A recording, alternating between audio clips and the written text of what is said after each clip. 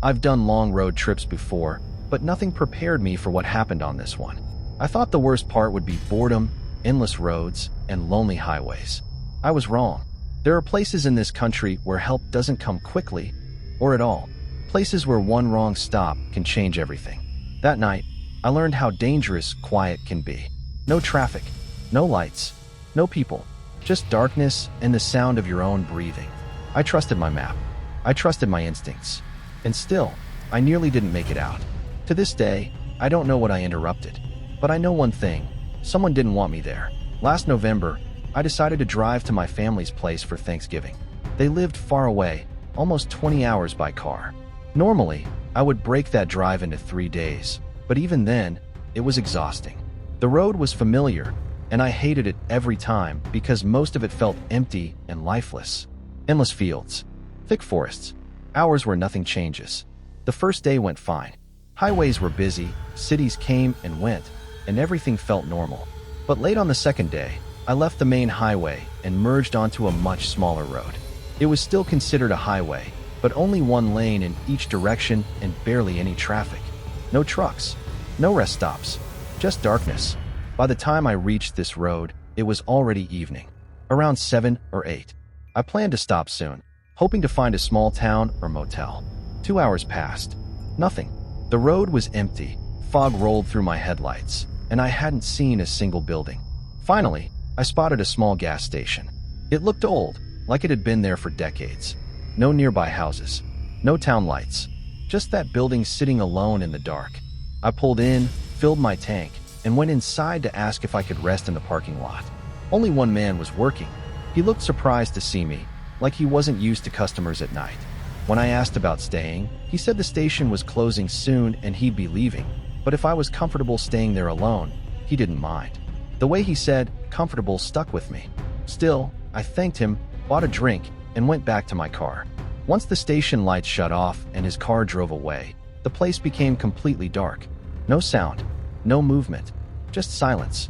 I leaned my seat back and tried to sleep. I don't know how long passed, maybe an hour, when I heard tires on gravel, slowly pulling in. I opened my eyes and saw a dark pickup truck parked right beside me. No headlights, no engine sound. I couldn't see anyone inside. My chest tightened. I didn't wait. I started my car and drove away. Less than a minute later, I hit something in the road. Hard. I stopped and got out to look.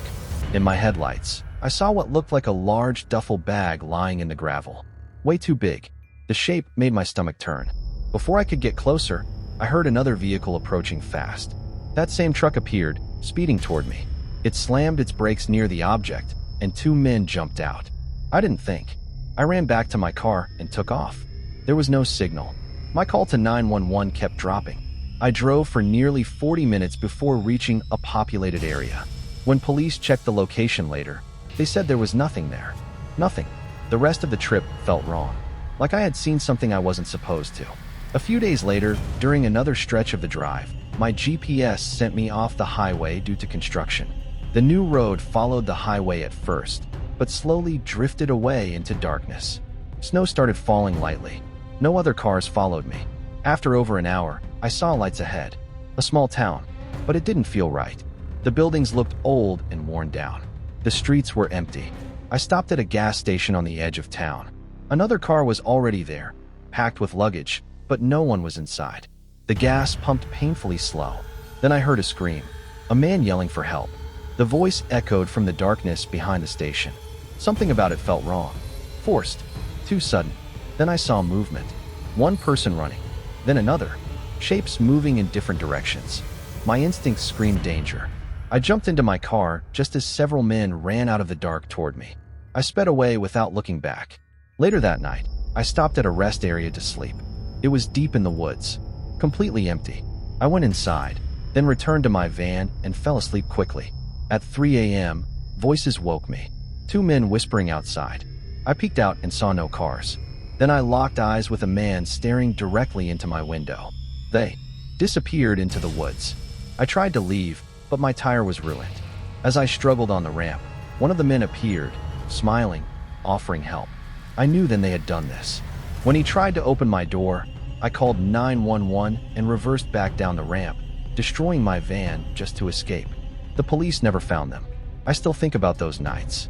About how close I came to trusting the wrong place, the wrong people, the wrong silence.